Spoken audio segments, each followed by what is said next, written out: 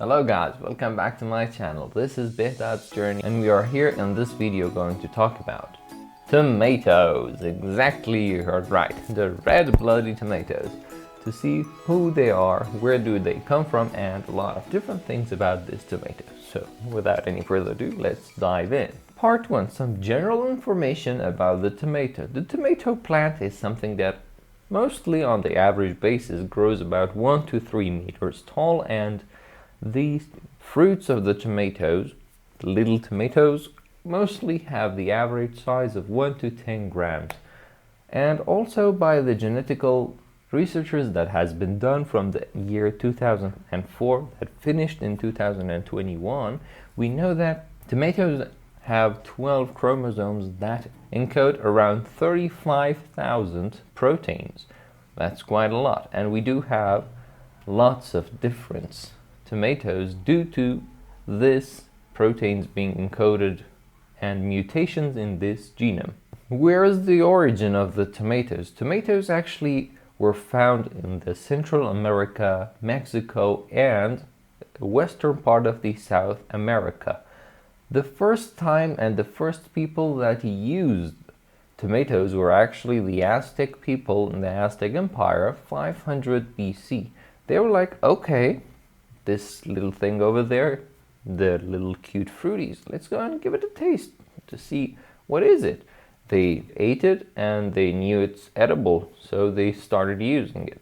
And they gave it the name tomato. Tomato means fat water. Yeah, exactly. They were like, okay, this is delicious and very watery and kind of lumpy, so we're gonna name it fat water. And it works very well with it. But how other parts of the world started to know about tomato? Actually, on the Spanish conquest of the Aztec Empire, the Spanish people came to the Central America, to the Mexico and the Aztec area. They started to know more people, new species, new plants, and this kind of things. And in the Columbian exchange, they brought back a lot of new plants that they didn't know existed. Tomato were one of them. They brought them back to the Europe, and lots of people were like, okay, this seems to be interesting. The Spanish people saw the Aztec eat them and they knew that they are edible, so they used them in the food cuisine and this kind of things just right ahead. But most of the other parts of the Europe, like Italy, France, and north of the Europe, were like, okay, this seems to be like the plant nightshade, and nightshade is a relative of poisonous belladonna. So they were like, okay, this may be poisonous, so we're not gonna eat it, but it looks nice, so we're gonna use this little creature as our ornamental plant. And they used it for that purposes in a long duration.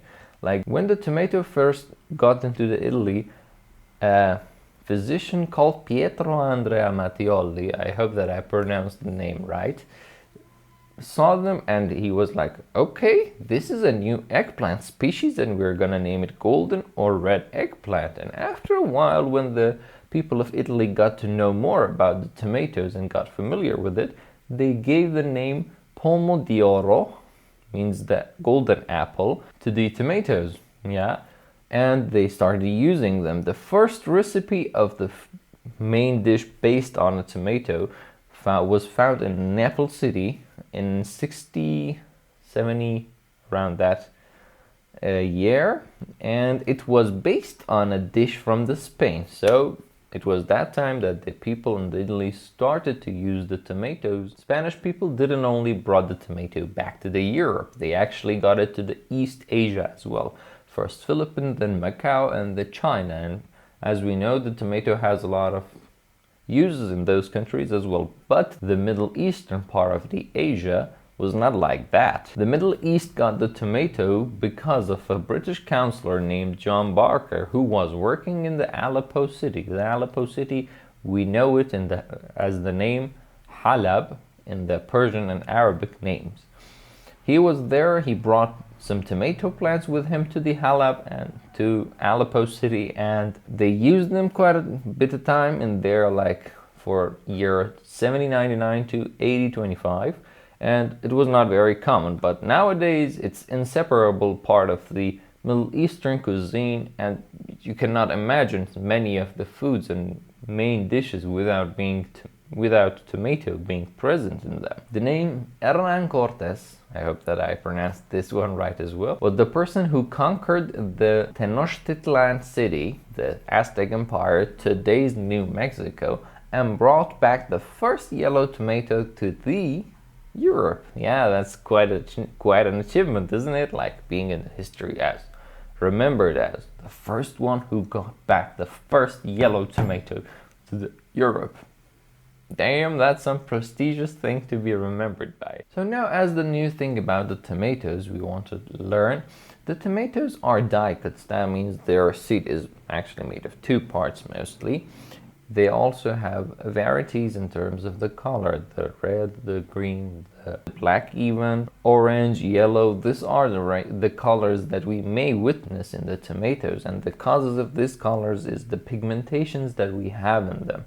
When the tomatoes are unripe, you have the chlorophyll inside them, but due to some genomes getting activated and showing in the phenotype of the plant, the chlorophyll will reduce in the amount, and the color of the unripe tomato will turn from the deep green into a light green, and after a while the plant will produce some chloroplasts without having any chlorophyll inside them. They're empty, and they will be stuffed with different pigmentations like lycopene, beta-carotene, and this kind of things. Lycopene is the agent of being red, and beta-carotene is one responsible for being yellow or orangish. So in terms of botanical view, we considered the tomatoes to be fruits instead of vegetables.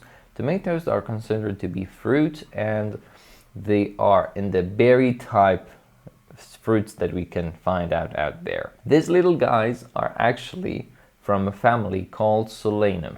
Solanum maybe kind of feels familiar, but the most familiar thing is potato. You know, probably you have wondered, like, tomato, potato, are they actually somehow related? Because the names suggest that, and actually that is right, because tomato and potato are from the same family and they're relatives, the family of Solanum. Tomato's scientific name is Solanum lypersicum, and potato is also from the family of the Solanum, but there are a little bit of differences in here. Like most of the Solanum plants do have different components of the alkaline structures, but the tomato does not have that many of them. Like most of them are not present in the tomato, and in terms of the leaf of the tomatoes kind of differs from the Solanum family, but in terms of genetical similarity, they do look alike a lot much than what you expect. So that is why they are considered to be from the same family. Next part is 50 Shades of Tomato. What? Yeah, 50 Shades of Tomato. We have a lot of different kind of tomatoes. You maybe have wondered, where do they come from? Most of them up until this day, like maybe 70% of them, are because of the environmental effects that we made them experience, and mutations that happen in their genome to be accustomed to that environmental situation that the tomatoes are being raised in. But nowadays we can do this kind of things very easily with a method that we call it back crossbreeding. Yeah. We have a tomato that is growing well inside our environment, but it does not have some things that we wanted. Like, we wanted to have a tomato with a sweeter taste, but this one that we have does not have that. So what we are going to do is we are having one parent NO1, that we consider it to be recipient parent or recurrent parent, and the other one is a tomato that is sweet, but because of not being accustomed to the environment that we have, it does not have good performance. So we're gonna breed these two together, the donor parent with a sweeting factor and the recipient parent who grows better.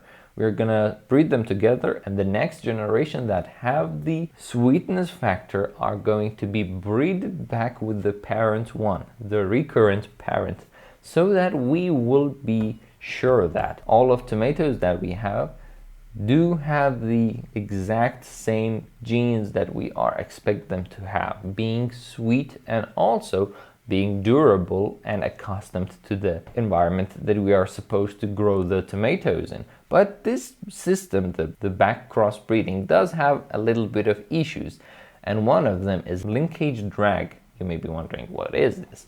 This thing is actually because we are not gonna exactly take out the genes and give it to the other tomatoes, and we are using the chromosomes and the breeding process to get them to the tomatoes and next generation that we want. One bit of thing happens. Those chromosomes may include a bunch of genome and a bunch of phenotypes that we do not like. Like what?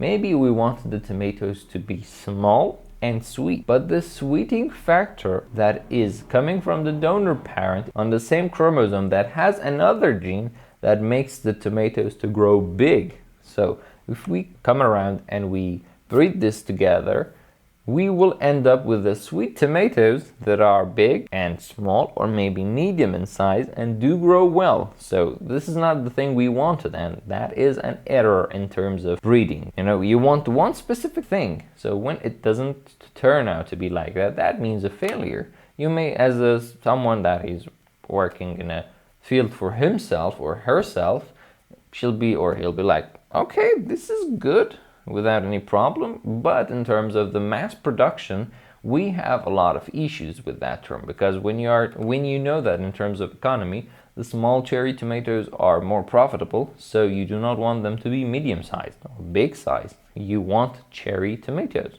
and that is very important in terms of economy. Greatest populations of the tomato do exist in where? By the FAO 222 stats, we know that the third most tomato production in all around the world is Turkey, with 13 million tons of tomato in year. The next one, the number 2 on the spot second, is India, with a production of around 20.5 million tons. And with a very considerable difference with the rank number 2, the rank number 1. Top 1 tomato producer favored by all of the tomatoes around the world is China, with 68.2 million tons of tomato production on the year 2022. That number is gigantic. Imagine triple times more than India, literally. And that is just insane. So for the last part, we're going to talk about the nutritional facts that we do have in the tomatoes, so that we can wrap this up and this video will be finished. The next thing that we are going to mention about the tomatoes do have a lot of vitamin C, vitamin K1, and vitamin B9 that we call it folate. Vitamin C is a very famous antioxidant, good for cancer and not getting sick. It helps our immune system to be better. And vitamin K1 is a blood coagulation agent. If we do not have enough vitamin K1 in our blood, the cuts will not heal soon enough and the bleeding will continue for a longer while than normally it should. And also the vitamin B9 or folate is a very essential vitamin for the cell function and also tissue growth. It is very important to have sufficient amounts of B9 in the pregnant woman, because they do have a growing creature inside them. The next thing is lycopene, beta-carotene, chlorogenic acid. These are some good components that we have in tomatoes as well. The lycopene, the agent of tomatoes being red, is an antioxidant, and also by the different researchers we have found out that it is very beneficial to our skin health. The beta-carotene will turn into the carotene and vitamin A inside our bodies. That is a very essential vitamin for our system, especially in our eyes. Being low in vitamin A causes us to be night blinded, so try to have enough vitamin A inside your daily diet so that you will not face those kind of things. So this is our end of the video. I hope that you enjoyed it. All about tomatoes, probably a little bit boring, but thank you for staying around. I hope that you learned a lot. Also, I'm gonna make this video's data into a file and put it on the internet, and the link down below in the description, so you can download it and watch it and read it. You know, there are a lot of people out there that are not very good and okay with learning like this, and learning with reading is a lot better for them. So here we are, we're gonna do that for you as well. By the way, you can check out our latest video right over here, and remember to like and subscribe. Love you guys, see you around.